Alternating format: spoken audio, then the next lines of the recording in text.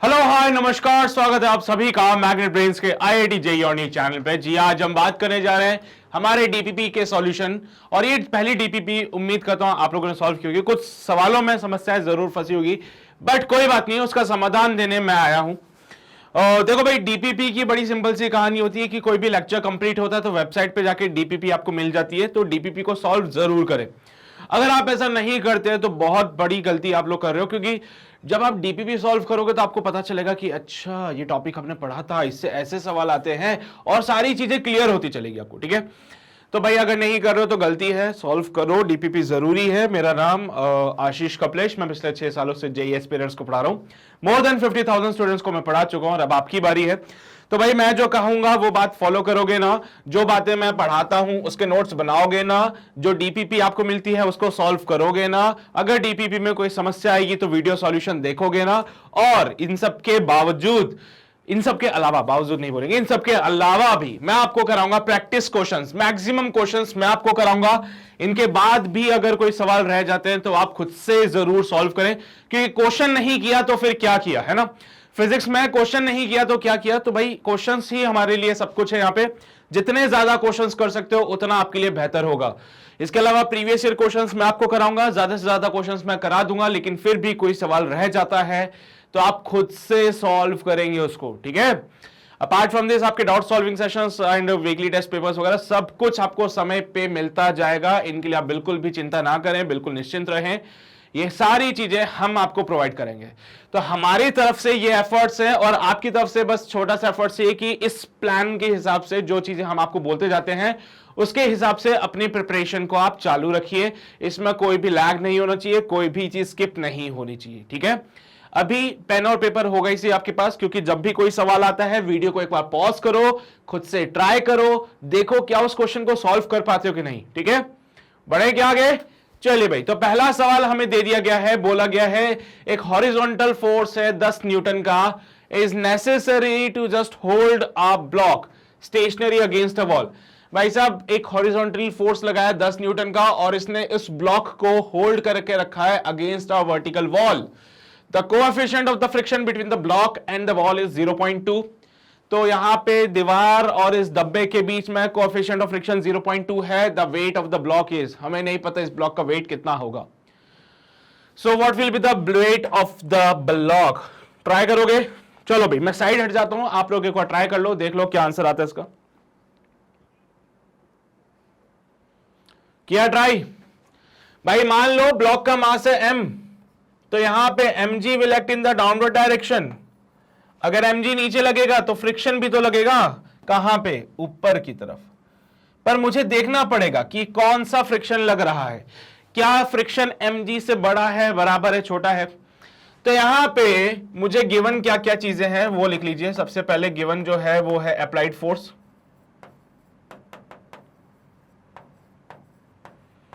वो है 10 न्यूटन का, बहुत ही शानदार। उसके अलावा बोला गया है कोएफिशिएंट ऑफ फ्रिक्शन, वो है 0.2। बेटा सीधी सी बात है, मुझे बताओ लिमिटिंग फ्रिक्शन का फॉर्मूला आप जानते हो क्या? म्यू इंटू नॉर्मल करके। बट सर नॉर्मल का वैल्यू कितना होगा, और नॉर्मल लगेगा कहां, ये भी तो पता होना चाहिए है। नॉर्मल कैसे लगेगा सर? ये 10 न्यूटन वाले ने बॉक्स को धक्का मारा, 10 न्यूटन वाले फोर्स ने बॉक्स को धक्का मारा, बॉक्स क्या करेगा, इस दीवार को धक्का मारेगा, एंड बदले में दीवार भी इस बॉक्स को पुश करेगी with the same force of 10 Newton. बोलो ना, एक्शन रिएक्शन वाली बातें बोल सकते हैं कि यहां पे आपने बॉक्स को पुश किया with the force of 10 Newton, box को पुश किया 10 न्यूटन से, बॉक्स ने दीवार को पुश किया 10 न्यूटन से, तो बदले में दीवार ने भी बॉक्स को पुश किया विद द 10 न्यूटन, और ये हमारा नॉर्मल रिएक्शन आर से डिनोट कर दिया मैंने। सो यहां पे normal reaction R is of 10 Newton. So normal reaction को N लिखो, R लिखो, कोई फर्क नहीं पड़ता है, नॉर्मल रिएक्शन को N या R से डिनोट कर सकते हैं। सो अगर हम लिमिटिंग फ्रिक्शन की बात करें, it is your mu into R, and mu का वैल्यू 0.2 है, R का वैल्यू जो होगा वो 10 न्यूटन का है।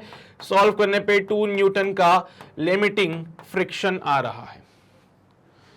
बोला गया है कि इस बॉक्स को स्टेशनरी रखना है, स्टेशनरी रखने के लिए इक्विलिब्रियम की कंडीशन आती है। ठीक है, in order to keep block stationary, in order to keep this block stationary, हम चाहते हैं कि ये ब्लॉक स्टेशनरी रहे।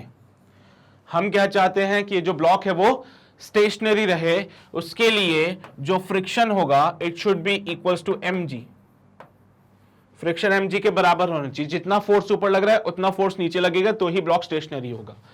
तो यहां पे बेटा mg will be equals to 2 और वो आपसे क्या मांग रहा है, वो आपसे मांग रहा है weight of the block. It comes out be 2 newton sir. तो mg बोले तो वेट कितना है 2 न्यूटन, mg बोले तो वेट कितना है 2 newton. So 2 newton is the final answer we have. उम्मीद करता हूं समझ आ रही होगी बात आपको। नोट कर लीजिए इसको जल्दी से। किया नोट सभी ने? समझ आई बात क्या करना था यहां पे? इक्विलिब्रियम की बातें हैं बेटा, ब्लॉक को स्टेशनरी रखने, जितना फोर्स ऊपर लगेगा उतना फोर्स नीचे लगा दिया। चलिए भाई आगे बढ़ते हैं। अगला सवाल हमसे क्या कहता है, a body of mass 2 kg rest on a rough incline plane making an angle of 30 degree with the horizontal. So आप देख सकते हो यहां पे एक इंक्लाइन प्लेन है, इसके ऊपर ये बॉक्स रखा है, एंगल ऑफ इंक्लिनेशन 30 डिग्री का है। The coefficient of the static friction between the block and the surface is 0.7। तो यहां पे ब्लॉक और इस इंक्लाइन सरफेस के बीच कोएफिशिएंट ऑफ फ्रिक्शन है 0.7। What is the frictional force acting on the block? इस ब्लॉक पे कितना फ्रिक्शनल फोर्स लग रहा होगा ये आपको बताना है। चलिए भाई सर जी नीचे की तरफ mg sin थीटा और यहां पे फ्रिक्शनल फोर्स होता है। तो फ्रिक्शनल फोर्स जो होता है it is your mu into normal reaction. So mu into बेटा नॉर्मल की जगह 2g cos थीटा लिख दूं, ओ सॉरी mg cos थीटा लिख दूं क्या नॉर्मल रिएक्शन की जगह? बोलो ना यार, नॉर्मल रिएक्शन बोलूं या r बोलूं क्या फर्क पड़ता है उससे? वो mg cos थीटा है। मैं चाहता हूं कि ये जो बॉडी है 2 kg वाला वो रेस्ट पे रहेगा किसी इंक्लाइन सरफेस पे। Since body is at rest,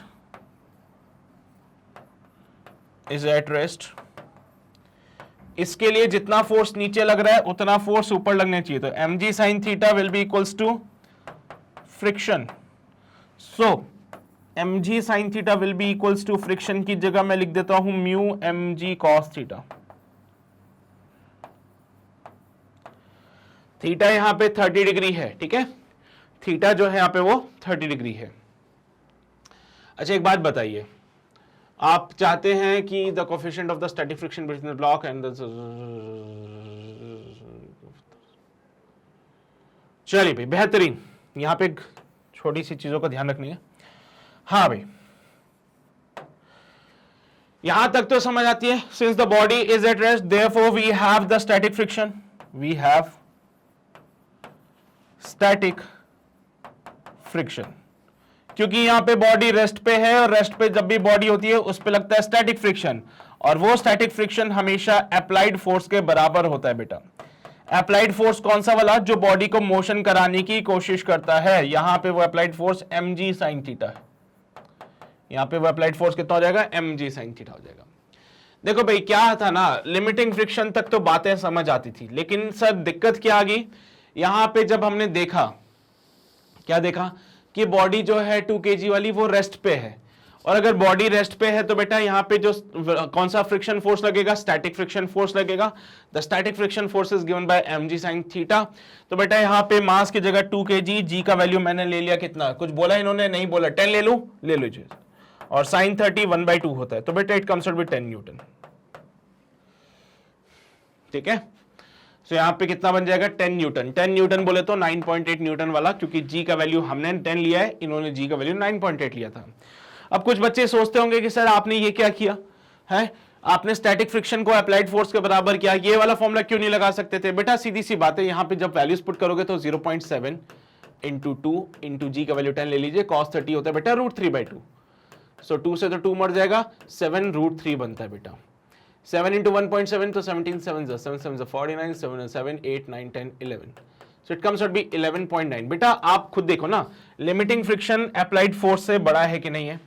here limiting friction is greater then the applied force, क्योंकि 11.9 आ रहा है और अप्लाइड फोर्स था 10 न्यूटन का, इसलिए यहां पे बॉडी रेस्ट पे ही रहेगी, इसलिए बॉडी यहां पे रेस्ट पे भी रहेगी। हमने देखो पहले ही चीजें डिफाइन कर दी है, ताकि आपको समस्या ना आए, है ना। हमने पहले ही बोल दिया था कि बॉडी जो है यहाँ पे वो रेस्ट पे रहेगी, क्वेश्चन में बोल दिया था, फिर भी आपको क्रॉस चेक करके बता दिया। लिमिटिंग फ्रिक्शन 7√3 आ रहा है, और जब आप यहाँ पे अप्लाइड फोर्स देखोगे वो आएगा 10 न्यूटन। तो ऑब्वियसली बात है, this value is greater then the applied force, यानी लिमिटिंग फ्रिक्शन अप्लाइड फोर्स से ज्यादा है, तो बॉडी रहेगी रेस्ट पे। और रेस्ट पे हमारे पास आता है static friction, and the static friction is equal to the applied force which is given by 10 newton. G का वैल्यू 9.8 लेना चाहिए था, लेकिन हमने 10 लिया, इसलिए हमारा एग्जैक्ट आंसर ना के बल्कि 9.8 के करीब आ रहा है। ठीक है, छाप लो इसको जल्दी से।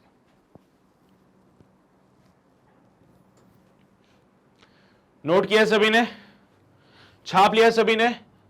यहां पे आएंगे अगला सवाल। A block of mass 1 kg is placed on a rough horizontal surface. दिख रहा है सभी को बढ़िया तरीके से। A force of 20 newton is start to act on the block as shown in the figure. The coefficient of the friction between the surface and the block horizontal surface is given by 0.5। The frictional force on the block is, बेटा कितना frictional force इस block के ऊपर लगेगा, यह आपको calculate करना है। वही बात होगी मेरे बच्चे, यहां पे बॉक्स को मोशन कौन प्रोवाइड करा सकता है? सर ये वाला force F cos 30 degree. Box को मोशन कौन कराएगा? F cos 30। ऊपर की तरफ कंपोनेंट आएगा F sin 30। बट सर ये तो नॉर्मल रिएक्शन के साथ मिल जाएगा जाके। बहुत सही पकड़े हो तुम लोग। और mg will act in the downward direction। सो यहां पे फ्रिक्शन तो लगेगा, लेकिन कौन सा फ्रिक्शन है ये अभी हम कुछ कह नहीं सकते। तो एक बार चेक कर लेते हैं ना। Limiting friction will be equals to mu into normal reaction R. भाई यहां पे सीधी सी बात है, वर्टिकल फोर्सेस को देखोगे तो पता चलेगा कि वर्टिकल में तो कोई मोशन नहीं हो रहा है। क्या वर्टिकल में कोई मोशन हो रहा है बेटा? नहीं हो रहा ना। तो वर्टिकल में कोई मोशन नहीं हो रहा, तो R plus F sine 30 degree equals to M J equals to M G. Okay, तो सर बॉडी का मास है 1 kg का, जी का वैल्यू 10 ले लीजिए। सो आर प्लस फोर्स कितना लगा था? 20 न्यूटन का। So 20 sine 30 1/2 is equals to mass कितना है 1 kg का, जी का वैल्यू 10 ले लीजिए। सो 2 10 ज़ा 20, रिएक्शन फोर्स आ रहा है 0। ये क्या हो गया sir?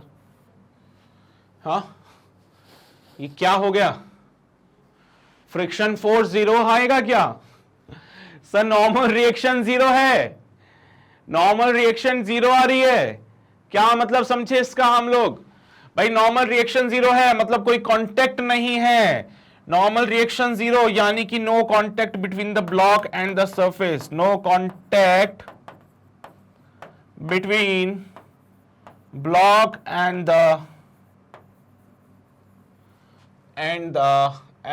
Surface.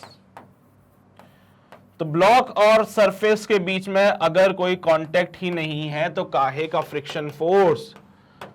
Since there is no contact force, there is no contact force,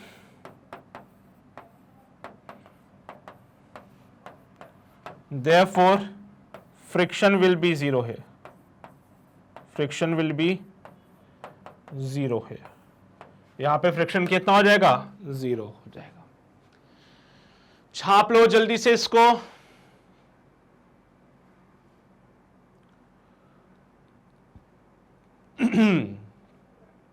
note किया सभी ने? पक्का सच में समझते हो बात को? कोई समस्या तो नहीं है ना? भाई नॉर्मल रिएक्शन 0 होने का मतलब कांटेक्ट नहीं है, और कांटेक्ट ही नहीं है तो काहे का फ्रिक्शन? फ्रिक्शन तो तभी आता है ना जब कांटेक्ट होता है। जब कांटेक्ट ही नहीं तो फ्रिक्शन कहां से आ जाएगा फिर? चलिए बच्चे, अगला सवाल। Starting from the rest the time taken by a body sliding down on the rough inclined plane at 45 degree with the horizontal is twice the time taken to travel on a smooth plane of same inclination and the same distance. Then the coefficient of the kinetic friction is। बड़ा ही प्यारा सवाल। बोला गया है कि यहां पे एक स्मूथ सरफेस है, एक स्मूथ सरफेस है, एंगल ऑफ इंक्लिनेशन है थीटा। यहां पे कोई बॉडी है, रेस्ट पे थी, स्लाइड कर रही है, स्लाइड करके बिल्कुल नीचे पहुंची एंड डिस्टेंस ट्रेवल किया d। डिस्टेंस ट्रेवल किया d। बेटा यहां पे मान लीजिए जो टाइम लगा उसको t लगा है। Let the time taken is t। Let the time taken b, तो ऊपर से लेके नीचे तक पहुंचने में समय लगा है t। अब अगला केस, फिर से सेम इंक्लाइन प्लेन, लेकिन इस बार एंगल ऑफ इंक्लिनेशन तो थीटा ही है, लेकिन जो सरफेस है वो कैसी हो गई है, देख रहे हो, इस बार सरफेस रफ होगी। सेम एंगल ऑफ इंक्लिनेशन है, सेम डिस्टेंस ट्रेवल करना है, बट इस बार जो सरफेस है बेटा वो रफ हो चुकी है। आज भी बॉडी यहां पे रेस्ट पे है, और यहां पे जो टाइम टेकन है it is equals to 2t। जितना समय इसमें लग रहा था उसका डबल टाइम वहां पे लग रहा है, बोला है ना ऐसा। देखो, twice the time taken to travel on the smooth incline, twice the time taken to travel on the smooth plane of same inclination. एक स्मूथ प्लेन है सेम इंक्लिनेशन का, उस पर जो टाइम लग रहा है उसका डबल लग रहा है रफ वाले केस में। क्या बोले, सेम इंक्लिनेशन पे जो स्मूथ सरफेस था उसी का टाइम डबल हो गया है यहां पे। बोलो ना जरा, ट्वाइस वाली बातें समझते हो ना। क्या दोनों केसेस में बॉडी रेस्ट से चलना शुरू हुई? जी बिल्कुल सर, दोनों ही केसेस में बॉडी रेस्ट से चलना शुरू हुई। क्या बेटा दोनों ही केसेस में बराबर का डिस्टेंस ट्रेवल किया जा रहा है? हाँ सर बिल्कुल, दोनों ही केसेस में बराबर का डिस्टेंस ट्रेवल किया जा रहा है। इस वाले केस में क्या क्या फोर्स लगेंगे जरा बताओगे?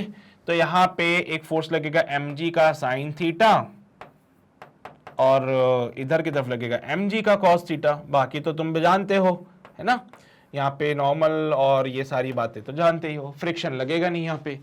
तो इस केस में जो एक्सेलरेशन आएगा it is given by g sine theta, g sine theta. तो यहां पे जो एक्सेलरेशन आएगा वो g साइन थीटा। जरा इधर आओ ना, एफबीडी बनाते हैं। तो सर mg साइन थीटा तो आगे की तरफ लगेगा, बहुत ही शानदार, बहुत ही बेहतरीन, है ना। mg cos थीटा इधर लग जाएगा, क्या बात है, ये नॉर्मल को बैलेंस करने के लिए, ये चीज नॉर्मल को बैलेंस करने के लिए। और रही बात फ्रिक्शन की, तो यार यह तो रफ सरफेस है, फ्रिक्शन तो यहां पे भी आएगा म्यू mg cos थीटा करके। वैसे तो म्यू इंटू नॉर्मल होता है, बट चलो भाई नॉर्मल को mg cos थीटा भी लिख सकते हैं ना। तो बेटा इस केस में एक्सेलरेशन आएगा a dash given by g sine theta minus का mu g cos theta, g sine theta minus का mu g cos theta. So acceleration आएगा g साइन थीटा माइनस का mu g cos theta, g sine theta minus का mu g cos theta. बेटा दोनों का time का relation आपके पास है, दोनों में डिस्टेंस सेम ट्रैवल किया जा रहा है। तो कितना डिस्टेंस ट्रैवल करेंगे भाई, यहां पे लेट से डिस्टेंस ट्रैवल्ड जो होगी वो d डैश मान लेता हूं, और वहां पे जो है वो d है। सो d is given bye ut plus half at square. But sir initial velocity तो जीरो है ना, बॉडी रेस्ट पे था, तो ये जीरो हो जाएगा। सो d का जो वैल्यू बनता है given by half at square, half at square. यहां पे आओ तो d डैश को लिखोगे तो कैसे लिखोगे, d डैश को लिखा जाएगा sir d dash is equals to half a dash into 2t का स्क्वायर। वहां पे जो टाइम था उसका डबल यहां पे हो जाएगा। भाई देख रहे हो, साफ साफ पता चलता है d और d डैश बराबर है। देखने से साफ साफ पता चलता है कि d और d डैश बराबर है, बराबर का डिस्टेंस ट्रेवल कर रहे हैं। बोला गया क्वेश्चन में सेम डिस्टेंस, बोला गया क्वेश्चन में सेम डिस्टेंस। सो d भी है d डैश भी है, बराबर कर दो दोनों को। So d equals to d dash करने से हमें क्या मिला, d is equals to d dash करने से हमें मिला half at square equals to half a dash 2t का स्क्वायर। हाफ से तो हाफ भी मर जाता है, एक ही जगह लिखेंगे g sine theta into T square equals to 4 into G sine theta minus का mu G cos theta into T square. सही है भाई, क्या क्या चीजें कट सकती है इसमें से उसको काट दीजिए। जैसे g से तो सारे g मर जाएंगे, बहुत ही शानदार। टी स्क्वायर से टी स्क्वायर मर गया। कहानी में बचा कौन, यहां पे बचा sine theta is equals to 4 sine theta minus का 4 कॉस थीटा। तो आओ यहां पे 4 कॉस थीटा लिखना 3 साइन थीटा के बराबर। थीटा के बारे में कोई जिक्र किया है इन्होंने? कोई जिक्र नहीं किया है। हमें फाइंड करना है कोफिशिएंट ऑफ काइनेटिक फ्रिक्शन, कर देंगे sir. So 4/3 is equals to tan theta. tan theta equals to 4/3 बेटा, tan theta equals to 4/3। So theta की वैल्यू निकाल सकते हैं यहां से हम लोग। थीटा की वैल्यू कितनी बनेगी बोलो ना, ये ट्राइंगल तो पता ही होगा, 3, 4, 5, 37 degree, 53 degree. tan theta perpendicular upon base, perpendicular upon base 53 degree. So theta बन जाएगा 53 डिग्री। अब आपकी इच्छा श्रद्धा है, आपको कोफिशिएंट ऑफ फ्रिक्शन निकालना है तो mu equals to tan theta भी कर सकते हो डायरेक्टली, क्योंकि इस सिचुएशन में बोला गया है कि वो स्लाइड कर रहा था, तो काइनेटिक फ्रिक्शन की बातें कर रहे हैं हम लोग, है ना। तो पुट कर दो किसी एक इक्वेशन में, किसी भी एक इक्वेशन में पुट कर दीजिए इसको, तो आपको आंसर मिल जाएगा। ओए होए होए होए, क्या कर दिया मैंने, ये इसके साथ म्यू लगना था ना, और साथ में इधर म्यू आएगा, तो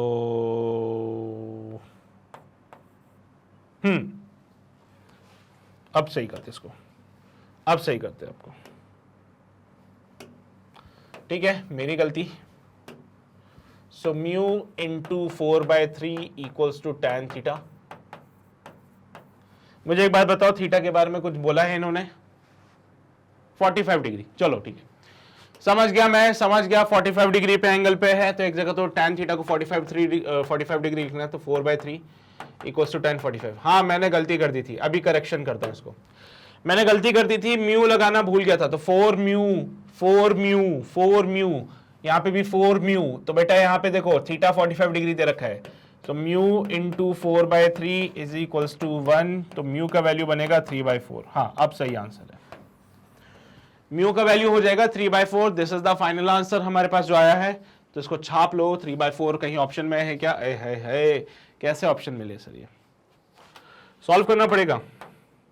3, 4, 4 7 28, 2 0 5 0.75 0.75 डी ऑप्शन मिल रहा है हम लोगों को, तो यही है फाइनल आंसर। छाप लो जल्दी से, हो गई बात है, क्लियर रहेगी सब कुछ, नोट किया सभी ने? हो गया होगा ना नोट। यहां पे आओ, यहां पे करेक्शन कर लेना, मैंने भी कर दिए। म्यू कॉस थीटा की जगह 4 mu cos theta, 4 mu cos theta, 4 mu cos theta. Cos theta उधर चला गया, 3 नीचे आ गया, 4 mu upon 3 equals to sine theta upon cos theta. 4 mu tan theta, तो 4 म्यू/3 45 डिग्री के साथ tan 45 1 होता है, और यहां से म्यू का वैल्यू बनेगा 3/4, जिसको कि हम प्यार से 0.75 लिख सकते हैं। ठीक है, चलो भाई बहुत बढ़िया। तो आगे बढ़ते हैं, अगला सवाल देख लेते हैं। क्वेश्चन नंबर 5 क्या कहता है हमसे? For a body on a horizontal surface the coefficient of the static and the kinetic friction are 0.4 and 0.2 respectively. When the body is in uniform motion on the surface, a horizontal force equal in magnitude to the limiting friction is applied on it. The acceleration produced is, भाई ये रही body हमारे पास,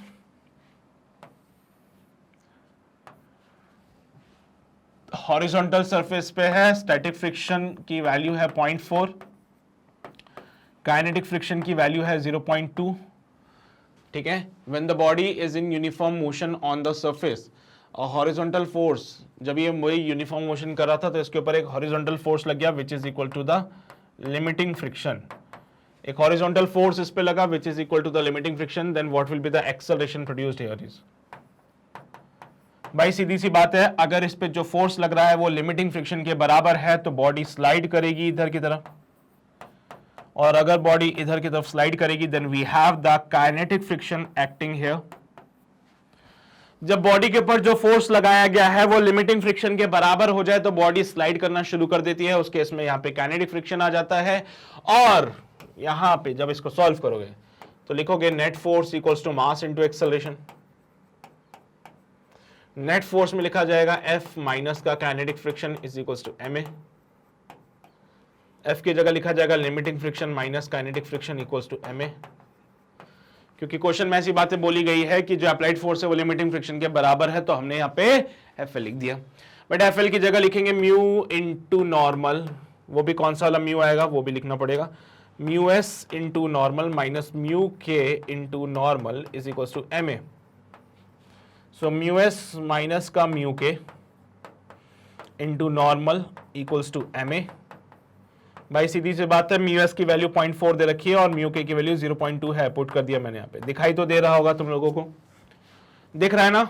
normal की जगह मैं लिख दो M G cos theta, oh sorry normal की जगह एम जी आएगा सिर्फ, क्योंकि हॉरिजॉन्टल सरफेस पे equals to M A, M से एम मर जाएगा, ए का वैल्यू बनेगा 0.2 जी। अगर वो कहता है कि जी के वैल्यू को आप 10 ले लीजिए तो भी आपका काम बन जाएगा, बट कोई बात नहीं, ऐसे ऑप्शंस मुझे दिख रहे हैं, तो third option is absolutely correct है। ठीक है, तो नॉर्मल हॉरिजॉन्टल सरफेस पे ना बेटा, तो हॉरिजॉन्टल सरफेस पे तो नॉर्मल एम जी के बराबर ही होता है, तो यहां पे normal will act here like this and it will be equals to M G. बस जी एम से एम मर जाएगा, ए इक्वल्स टू 0.2 जी आ जाएगा, ये थर्ड ऑप्शन है। तो यहां पे हमारा क्वेश्चन नंबर 5 कंप्लीट हो जाता है, इसको जल्दी से नोट कर लीजिए, फिर हम आगे बढ़ते हैं। किया नोट सभी ने?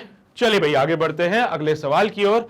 अगला सवाल कहता है अ block of mass 2 kg is kept on the floor. यहां पे आप देख सकते हो एक ब्लॉक जिसका मास 2 kg का है, इसको फ्लोर पे हमने रखा हुआ है।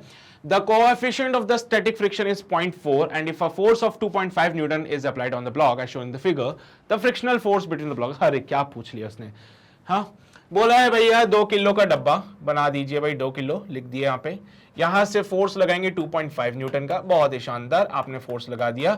और साथ ही साथ कहा गया है कि जो coefficient of the static friction है, यानी कि इस सरफेस और बॉक्स के बीच में स्टैटिक फ्रिक्शन लग रहा है विच इज गिवन बाय 0.4, और मुझे बताइए what will be the frictional force acting between the block and the surface. कितना फ्रिक्शनल फोर्स होगा?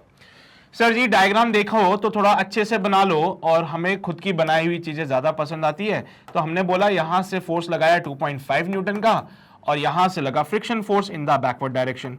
भाई सीधी सी बात है, यहां पे कोएफिशिएंट ऑफ फ्रिक्शन 0.4 न्यूटन था, तो सबसे पहला टास्क मैं निकालता हूं limiting friction. So it is given by mu S into normal. भाई सीधी सी बात है, नीचे लगेगा mg और ऊपर की तरफ लगेगा नॉर्मल, तो यार मैं कह सकता हूं ना कि नॉर्मल mg के बराबर है, तो limiting friction given by mu S into mg। बोल सकता हूं ना ऐसी बातें, कोई गुनाह तो नहीं कर दिया ऐसा बोल के? हाँ भैया, तो लिमिटिंग फ्रिक्शन म्यू एस कितना होता है, कहां गया म्यू एस, वो देखो 0.4 लिखा है, लिख दो 0.4। मास कितना दिया है वो देखो 2 kg का, और जी का वैल्यू तो हम बचपन से ही लेते आ रहे हैं 10।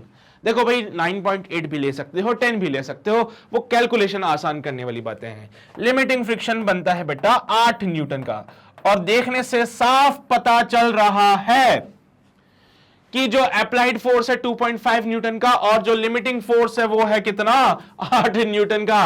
सो here applied force is less than the limiting friction, body will not move, body will remain at rest।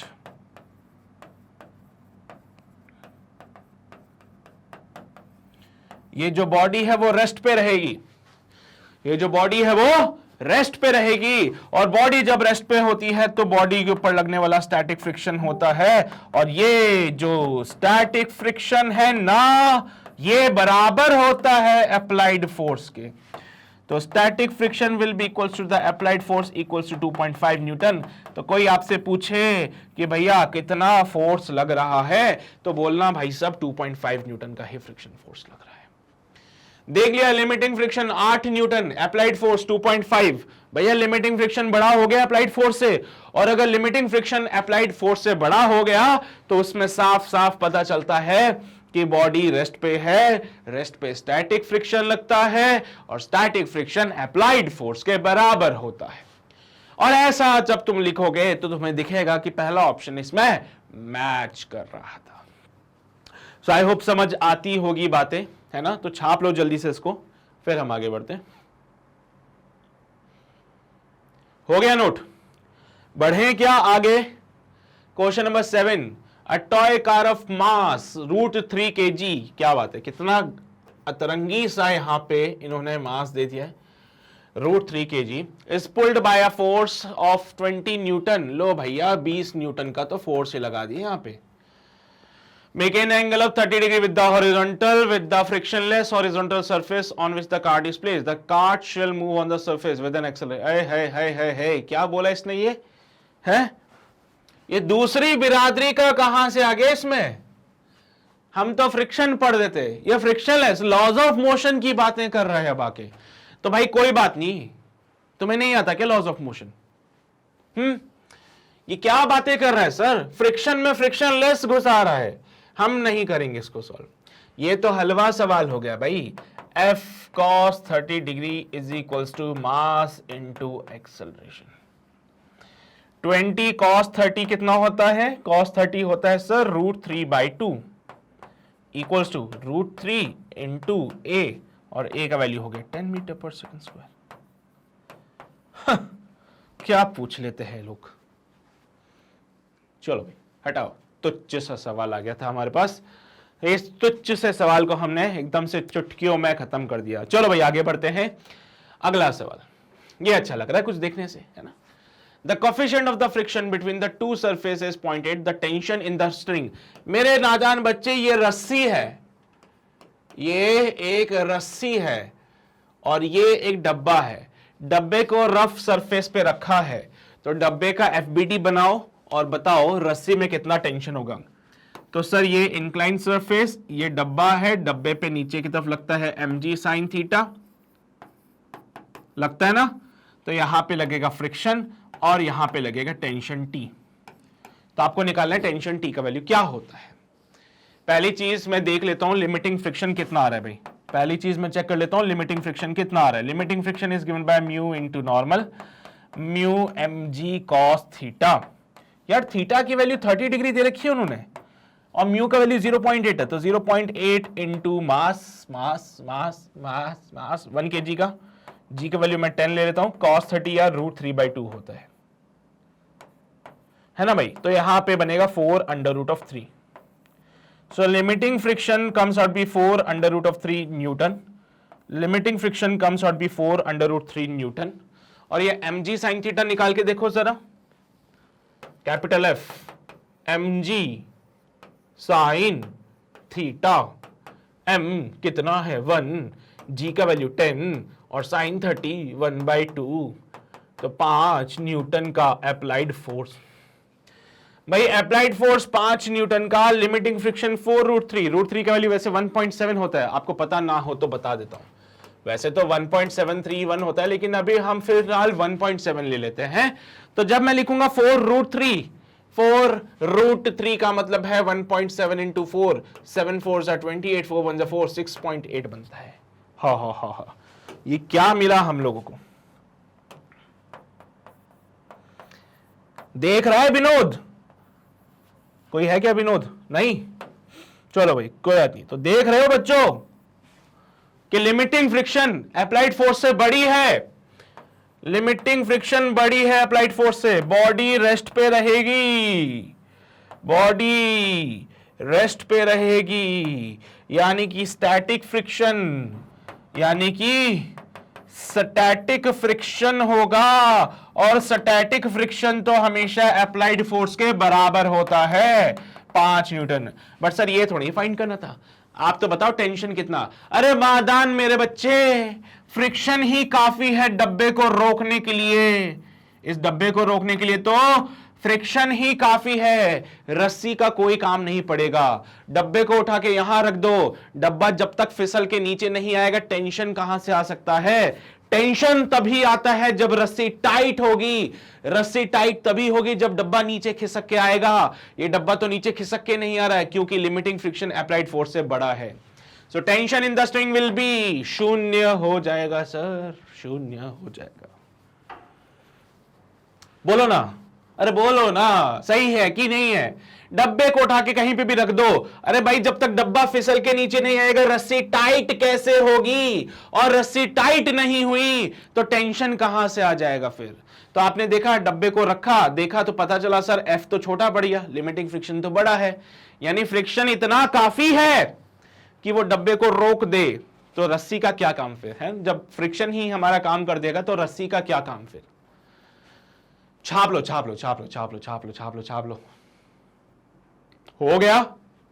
अगले सवाल की ओर बढ़ सकते हैं हम लोग। चलिए भाई अगला सवाल देखिए। A block B is pushed momentarily along a horizontal surface with an initial velocity of v. Okay.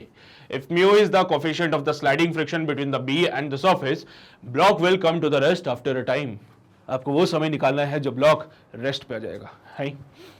सो बोला गया है कि जो ब्लॉक है वो मूव कर रहा है, इस बॉक्स को आपने पुश किया है और अब इसको छोड़ दिया, जैसे धक्का मार के छोड़ दिया। ये ब्लॉक्स जो है ये जा रहा है with some velocity of v। Initial velocity box की आपको v दे रखी है। पता चला कुछ समय की दूरी पे ये बॉक्स जाके रुक गया, ठीक है। अभी इनिशियली इस बॉक्स के पास वेलोसिटी थी v, बॉक्स का मास m है, कुछ समय के बाद हमें पता चला ये बॉक्स तो रेस्ट पे आ चुका है। तो भाई बॉक्स रेस्ट पे आया है यानी कि उसकी फाइनल वेलोसिटी हो गई 0। ये क्या हो गया, नहीं चाहिए भाई हमें, हमारा काम फ्री में चल रहा है अभी, है ना। सही है ना। बॉक्स जा रहा था इनिशियल वेलोसिटी भी, कुछ समय के बाद बॉक्स रेस्ट पे आ गया और यहां से लेके यहां तक पहुंचने में उसको टाइम लगा t। यार हमें यही टाइम तो निकालना है, हम लोगों को यही टाइम तो निकालना है। हाँ जी, कैसे निकालोगे इस टाइम को? सर यहां पे इन्होंने बोला है कि बॉक्स को रोकने के लिए किसी ने यहां पे काम किया। कौन है वो? है वो कौन था? कहां गया? हाँ ये रहा। If mu is the coefficient of the sliding friction, यानी जब ये चल रहा था तो सर फ्रिक्शन फोर्स पीछे लग रहा था, यही फ्रिक्शन फोर्स इसका रिटार्डेशन बना। सर यही तो फ्रिक्शन फोर्स बिहेव कर रहा था रिटार्डिंग फोर्स की तरह, यही फ्रिक्शन है सर वो जो रिटार्डिंग फोर्स की तरह बिहेव कर रहा था। So m into A minus का इज इक्वल्स टू फ्रिक्शन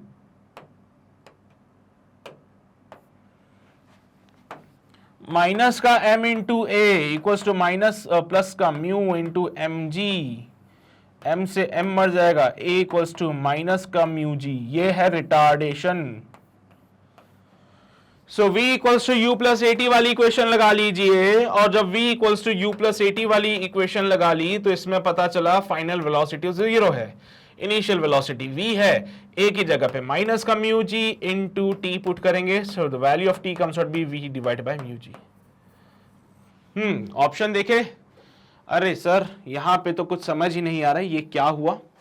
देखो भाई सीधी सी बात है, मैं थोड़ा सा चीजों को सही सुधार देता हूं। यहां पे कभी कभार क्या होता है, हमारा कंप्यूटर महाशय है कुछ गलत सोच लेते हैं, वैसा वाला गलत नहीं सोचते, चीज़ों को लेके गलत सोच लेते हैं। जैसे कि यहाँ पे देखिए, उनको लगा ये m है बट ये म्यू था। हाँ जी बताइए, कोई ऑप्शन मैच कर रहा है क्या? v upon G mu G वाला? हाँ सर बिल्कुल मैच कर रहा है, डी यही है सही जवाब। हाँ जी, सो यही है हमारा फाइनल आंसर। नोट कर लो जल्दी से, नोट कर लो जल्दी से। कर लिया सभी ने? सच में? चलो भाई आगे बढ़ते हैं, अगले सवाल की ओर आ जाते हैं। The frictional force of the floor on a large suitcase is least. The frictional force on the floor, floor की वजह से जो फ्रिक्शनल फोर्स है एक सूटकेस पे, वो मिनिमम कब होगा? When the suitcase is pushed by a force parallel to the floor, dragged by a force parallel to the floor, pulled by a force directed at an angle theta above the floor and pushed by a force directed at an angle theta into the floor। 4 cases है, चारों cases को मैं बनाऊंगा diagram, चारों cases के diagram मैं बनाने जा रहा हूं, बस आपको बताना है कौन से केस में फ्रिक्शन मिनिमम लगेगा। पहले वाला केस, यहां पे ये बॉक्स है, हॉरिजॉन्टल सरफेस में है, it is pushed by a force, तो यहां पे एक फोर्स लगाया गया F, तो बताइए इसमें फ्रिक्शन मिनिमम होगा। Second case, dragged by a force parallel to the floor, तो यहां पे हमने यहां पे एक फोर्स लगाया, इसको अभी तो हम क्या कर रहे थे? पुश कर रहे थे, है ना। अब हम क्या करेंगे? इसको ड्रैग करेंगे। सो ड्रैग करने का मतलब इधर की तरफ हम इसको पुल करेंगे, ठीक है। अभी तो हम पुश कर रहे थे, अब हम पुल कर रहे हैं। थर्ड केस जो आता है उसमें उन्होंने बोला है it is pulled by a force directed at an theta. चलो भाई पुल्ड है यानी कि यहां से इसको ऐसे एफ फोर्स लगा दिया एट एन एंगल थीटा में। और फोर्थ ऑप्शन कहता है पुश्ड बाय अ फोर्स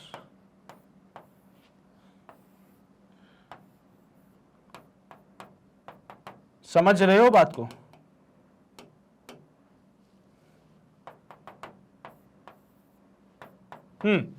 कौन से केस में फ्रिक्शन की वैल्यू जो होगी वो लीस्ट होगी? सर यहां पे तो मेरे हिसाब से फ्रिक्शन से क्या फर्क पड़ेगा, है ना, क्योंकि दोनों केसेस में क्या फर्क पड़ता है। देखो यहां पे अगर ऐसी बात करोगे तो फ्रिक्शन इधर आ जाएगा, यहां पे मास m है, mg will act in the downward direction, normal will act like this, और नॉर्मल जो है वो mg के बराबर हो जाएगा। यहां पे फ्रिक्शन की बात करेंगे तो friction will be equals to mu mg। समझ बात को? सो इधर फोर्स इधर लगा है, फ्रिक्शन इधर लगा। अब वो डिपेंड करता है कंडीशन पे कि क्या हो रहा है यहाँ पे, क्या नहीं हो रहा है। तो मैंने मान लिया कि भाई थोड़ी देर के लिए मान लो कि force is greater than S, तो F माइनस का friction is equals to ma। तो यहाँ पे फ्रिक्शन की जो वैल्यू हो जाएगी वो होगी F माइनस का ma। ठीक है, तो उसके हिसाब से आप डिफाइन कर सकते हो। इस केस में क्या होगा, फ्रिक्शन लगेगा इधर की तरफ, तो यहाँ पे भी सेम सिचुएशन बनेगी। मतलब पहले और दूसरे सिचुएशन तो सेम ही है बेटा, है ना, उसमें कोई खास अंतर नहीं है, क्योंकि हॉरिजॉन्टल के पैरेलल अगर आप या तो उसको पुश करेंगे या पुल करेंगे तो उसका इफेक्ट अलग पड़ जाता है। कहानी में कहां पे ट्विस्ट आता है, जब यहां पे आप ऐसे थर्ड और सेकंड फोर्थ वाले केस में देखो, आप इन दोनों केसेस को देख लीजिए, आपको सेम सिनेरियो सेम इक्वेशंस मिलने वाली है। लिख लो, भले से करके देख लो, है ना। इसमें क्या किया, पुश किया इधर की तरफ, इसमें क्या किया, खींच लिया इधर की तरफ। इसमें इधर से फोर्स लगाते तो फ्रिक्शन इधर लग जाता। तो दोनों के लिए केसेस सेम है। तो मतलब हमारे ए और बी ऑप्शन में तो मैंने देखा दोनों में केसेस सेम आ रहे हैं, ये वाली बातें तो हम नहीं बोल सकते। थर्ड ऑप्शन में देखो बेटा, एफ का एक कंपोनेंट यहां पे आएगा एफ कॉस थीटा, एक कंपोनेंट ऊपर आएगा एफ साइन थीटा, नॉर्मल ऊपर की तरफ लगेगा और mg लगेगा नीचे की तरफ। ध्यान देना सभी लोग, बहुत इंपॉर्टेंट है। यहां पे जो फ्रिक्शन होगा that is given by mu into normal. Mu into normal के लिए हम लिखेंगे mg माइनस का f sin theta. So is the value of friction, is this the value of friction बेटा? ठीक है, अब वो अलग बात है, हम यहां पे डिफाइन नहीं कर रहे, ठीक है। अब जिसमें फ्रिक्शन को डिफाइन करो यहां पे, तो इट इज म्यू mg, इधर भी फ्रिक्शन को डिफाइन करोगे it is mu mg again. तो फ्रिक्शन दोनों केसेस में सेम है। यहां पे फ्रिक्शन की वैल्यू आई म्यू mg माइनस का f sin थीटा। यहां पे देखो f sin थीटा इधर, नॉर्मल ऊपर और mg नीचे की तरफ।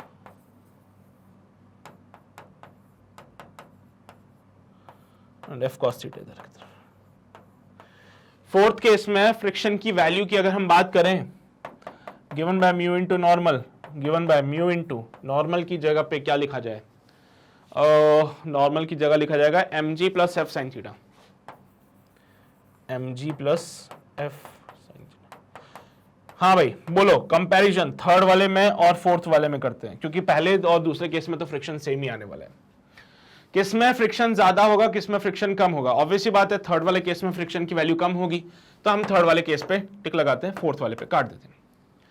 देखो ना बच्चे, सोचो ना, फर्स्ट वाले केस में फ्रिक्शन आ रहा था म्यू mg, पहले वाले केस में फ्रिक्शन आ रहा था म्यू mg, दूसरे वाले केस में भी फ्रिक्शन आ रहा था म्यू mg, तीसरे वाले केस में फ्रिक्शन आ रहा था म्यू mg माइनस का म्यू f sin थीटा, ठीक है। और फोर्थ वाला केस आ रहा था म्यू mg प्लस का म्यू f sin थीटा। अब तुम ही बताओ ना, इनमें से सबसे छोटा क्या होगा? सर ये तो म्यू mg में से ये पार्ट माइनस कर दिया तो ये छोटा हो जाएगा, म्यू mg में ये पार्ट ऐड कर दिया तो सबसे ज्यादा मैक्सिमम वैल्यू होगी इसकी, मैक्सिमम वैल्यू इसकी, मिनिमम वैल्यू इसकी, और बाकी तो सारी चीजें मॉडरेट है। देखा होगा ना, वो कहीं पे जाते हो तुम तो ट्रॉली बैग को पुल करते हो रादर देन पुलिंग, है ना। तो किसी भी चीज को खींचना आसान है रादर देन उसको पुश करना, अगर फ्रिक्शन की बात करें तो, है ना। क्योंकि पुलिंग के केस में फ्रिक्शन मिनिमम होता है, पुशिंग के केस में फ्रिक्शन मैक्सिमम होता है, तो यहां पे हमें ज्यादा दिक्कत आती है, ठीक है। अगर कोई भी सामान है तुम्हारे पास, कोई एक बड़ा सा पत्थर है जिसको आपने रस्सी से बांधा है, तो उसको जब आप खींचते हो ना तो ऐसे धक्का मारोगे ना तो ज्यादा जोर आएगा, लेकिन अगर ऐसे पकड़ के खींचोगे ना तो इजीली खींच सकते हो उसको, क्योंकि उस केस में फ्रिक्शन कम होगा पुलिंग के केस में। सो pulling is easier than pushing. I think ये वाली बात आपको समझ आती होगी, क्यों? क्योंकि फ्रिक्शन इस केस में कम होता है। छाप लो इसको जल्दी से। नोट किया सभी ने? यहां पे आइए, ये लिख लीजिए। हो गया नोट? किया नोट सभी ने? बहुत बढ़िया। तो यहां पे हमारी ये डीपीपी हो जाती है समाप्त। उम्मीद करता हूं आपको डीपीपी के सवाल समझ आए होंगे, कोई समस्या नहीं आई होगी, सारे क्वेश्चंस बन गए होंगे।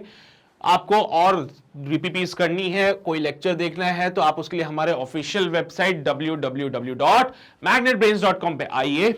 यहां पे आप आएंगे, IIT JEE में जाएंगे, मेरे लेक्चर्स आपको यहां पे मिल जाते हैं बेटा। तो जैसे वॉच नाउ पे क्लिक करोगे, एक और पेज आपकी आंखों के सामने आएगा जिसमें मेरी बड़ी सी फोटो लगी होगी। इधर की तरफ वॉच ऑल वीडियोस पे जाओगे तो आपको सारे लेक्चर्स प्रॉपरली अरेंज करके मिल जाएंगे। हमने यहाँ पे सारे लेक्चर्स, सारे चैप्टर के सारे लेक्चर्स, डीपीपीस के सॉल्यूशन, हर एक चीज को प्रॉपरली सीक्वेंस में अरेंज करके रख दिया है। तो इससे आपको कभी कोई समस्या नहीं आएगी, आपका कोई समय बर्बाद नहीं होगा। आपको बस वेबसाइट पे आना है, अपने लेक्चर पे जाना है और अपने डाउट को क्लियर करना है। अच्छा, कुछ लोग सोचते होंगे कि सर वेबसाइट पे बुला रहे हो, हाँ तो वेबसाइट पे आएंगे तो सब्सक्रिप्शन तो लेना पड़ेगा। अरे नहीं लेना भैया, फ्री है बिल्कुल। तो जैसे तुम यूट्यूब पे लेक्चर देखते हो तो यूट्यूब पे डायरेक्ट ना जाके वेबसाइट के थ्रू जाओ, काम आसान रहेगा। लेक्चर ढूंढोगे, ये सब करोगे तो यहाँ ढूंढने की भी जरूरत नहीं है, ठीक है। तो एक बार वेबसाइट पे विजिट जरूर कर लेना। अपने दोस्तों को भी बोल दो भैया कि यहाँ पे अनलिमिटेड एडिशन है अपने पास, है ना, कितने बार भी देखो, कोई रोक टोक नहीं होती है। तो अपने दोस्तों तक भी पहुंचा देना ये सारी बातें। इसके अलावा अगर चैनल पे आप लोग नए हैं सो मेक श्योर चैनल को जरूर सब्सक्राइब करना। वो जो लाल बटन है अभी के अभी दबा दो उसको, बेल आइकन को प्रेस कर दो सो दैट कोई नोटिफिकेशन मिस ना हो। बाकी अपने दोस्तों तक सेशन जरूर पहुंचाना, उनको बोलना कि भाई अगर जेई की प्रिपरेशन कर रहे हो, एडवांस लेवल तक जाना है तो मैग्नेट ब्रेन्स आके ज्वाइन कर ले, क्योंकि इसी में उनका भला होगा, ठीक है। और हाँ, अच्छा सेशन पसंद आया हो तो लाइक कर देना। वैसे तो मैंने देखा तुम लोग करते नहीं, पता नहीं क्यों नहीं, क्या जाता है, बटन दबा दिया करो जाके, ठीक है। ओके चलो भाई, बहुत बढ़िया। ये थी कहानी डीपीपी नंबर 1 की। उम्मीद करता हूं आपको सारी बातें समझ आ गई होगी। मिलते हैं आपसे अगले सेशन में, तब तक अपना ध्यान रखिए, पढ़ाई करते रहिए। All the very best.